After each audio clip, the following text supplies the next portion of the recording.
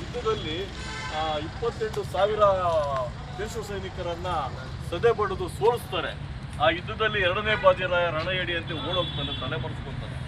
ದೇವನಹಳ್ಳಿ ಪಟ್ಟಣದ ತಾಲೂಕು ಆಡಳಿತ ಸೌಧದ ಆವರಣದಲ್ಲಿ ಡಿಎಸ್ಎಸ್ ಮತ್ತು ದಲಿತ ಪರ ಸಂಘಟನೆಗಳ ವತಿಯಿಂದ ಹಮ್ಮಿಕೊಂಡಿದ್ದ ಕೊರೆಗಾಂವ್ ವಿಜಯೋತ್ಸವ ಕಾರ್ಯಕ್ರಮದಲ್ಲಿ ಸಂವಿಧಾನ ಶಿಲ್ಪಿ ಡಾಕ್ಟರ್ ಬಿಆರ್ ಅಂಬೇಡ್ಕರ್ ಪುತ್ಥಳಿಗೆ ಮಾಲಾರ್ಪಣೆ ನೆರವೇರಿಸಿದ ಕಾರಹಳ್ಳಿ ಶ್ರೀನಿವಾಸ್ ಮಾತನಾಡಿ, ಇತಿಹಾಸದಲ್ಲಿ ಹುದುಗಿ ಹೋಗಿದ್ದ ಚರಿತ್ರೆಯನ್ನು 208 ವರ್ಷಗಳ ಹಿಂದೆ 1818ರಲ್ಲಿ ನಡೆದಿರುವ ಶೋಷಿತ ಸಮುದಾಯಕ್ಕೆ ಬಿಡುಗಡೆ ಅಂತ ಭಾವಿಸಿಕೊಂಡಿರುವಂತಹ ಕೊರೆಗಾಂವ್ ಕದನವಾಗಿದೆ. ಇದು ದಲಿತರಿಗೂ ಮತ್ತು ಪೇಶ್ವೆಗಳಿಗೆ ನಡೆದ ಕದನವಾಗಿದೆ. ಜಾತಿ ಅಸಮಾನತೆ, ಅಸ್ಪೃಶ್ಯತೆ, ತಳವರ್ಗಗಳ ವಿರುದ್ಧ ನಡೀತಿದ್ದ ಅಸಮಾನತೆ ವಿರುದ್ಧ ನಡೆದ ಚಾರಿತ್ರಿಕ ಯುದ್ಧವು ಅತ್ಯಂತ ಮಹತ್ವದಾಗಿದೆ ಎಂದರು.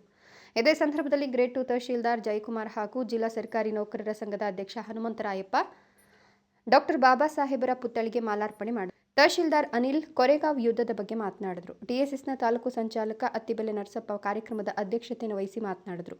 ಈ ಸಂದರ್ಭದಲ್ಲಿ ಕೊರೆಗಾಂವ್ ವಿಜಯೋತ್ಸವದ ಅಂಗವಾಗಿ ಕೊರೆಗಾಂವ್ ಸ್ತೂಪ ಸ್ಮಾರಕಕ್ಕೆ ವಿಶೇಷ ಹೂವಿನಿಂದ ಗೌರವ ಸಮರ್ಪಿಸಿ ಸಿಹಿ ಹಂಚಿ ಸಂಭ್ರಮಿಸಿದರು. ಇನ್ನು ಈ ವೇಳೆ ಡಿಎಸ್ಎಸ್ ತಾಲೂಕು ಅಧ್ಯಕ್ಷ ಅತ್ತಿಬೆಲೆ ನರಸಪ್ಪ, ಜಿಲ್ಲಾ ಸಂಚಾಲಕ ತಿಮ್ಮರಾಯಪ್ಪ, ದಾಸರಹಳ್ಳಿ ಜನಕಮಣಿ, ಮಾಳಿಗೇನಹಳ್ಳಿ ಪ್ರಕಾಶ್, ಕಾರಹಳ್ಳಿ ಕೆಂಪಣ್ಣ, ನಾಗರಾಜ್ ಸೇರಿದಂತೆ ಹಲವರು ಹಾಜರಿದ್ದರು.